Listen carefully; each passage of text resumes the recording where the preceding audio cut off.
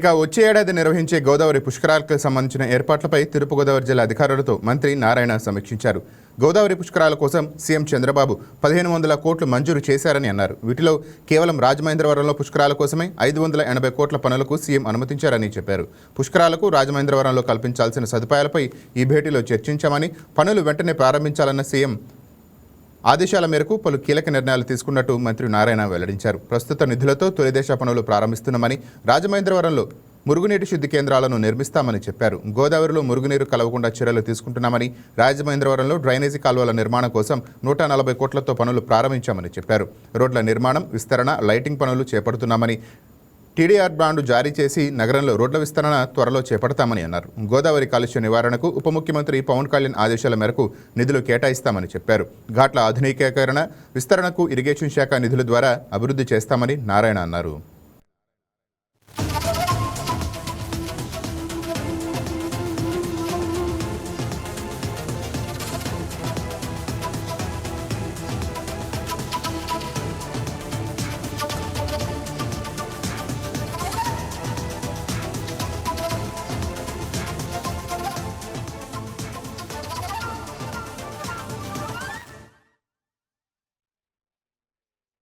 సభ్యులు, అదేవిధంగా శాసనసభ్యులు, అదేవిధంగా అర్బన్ అథారిటీ చైర్మన్ గారు మరి అధికారులతో ఈరోజు రివ్యూ జరిగింది.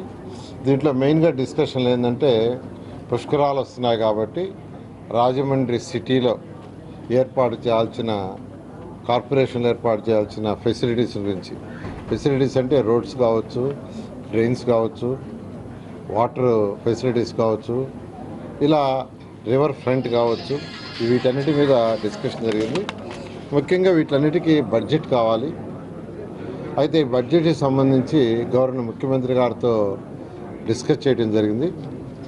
వారు డిఫరెంట్ ప్రాజెక్ట్స్ కింద ఇంతవరకు దాదాపు 580 కోట్లు వర్క్ చేసుకునేటట్టుగా వారు పర్మిషన్ ఇవ్వడం జరిగింది. అది యూసీఎఫ్ కింద కానీ, అర్బన్ ఛాలెంజ్ ఫండ్ కింద కానీ, యుఐడిఎఫ్ కానీ, అర్బన్ ఇన్ఫ్రాస్ట్రక్చర్ డెవలప్మెంట్ కింద కానీ, యాన్యుటీ మోడల్ కానీ,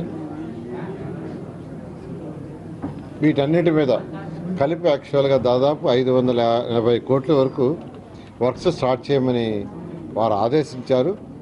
దాన్ని ఈరోజు యాక్చువల్గా నేను ఈరోజు అధికారులతోనూ శాసనసభ్యులతో కూర్చొని డిస్కస్ చేశాను. దాని మీద కమిషనర్ గారికి ఇన్స్ట్రక్షన్ ఇచ్చాం.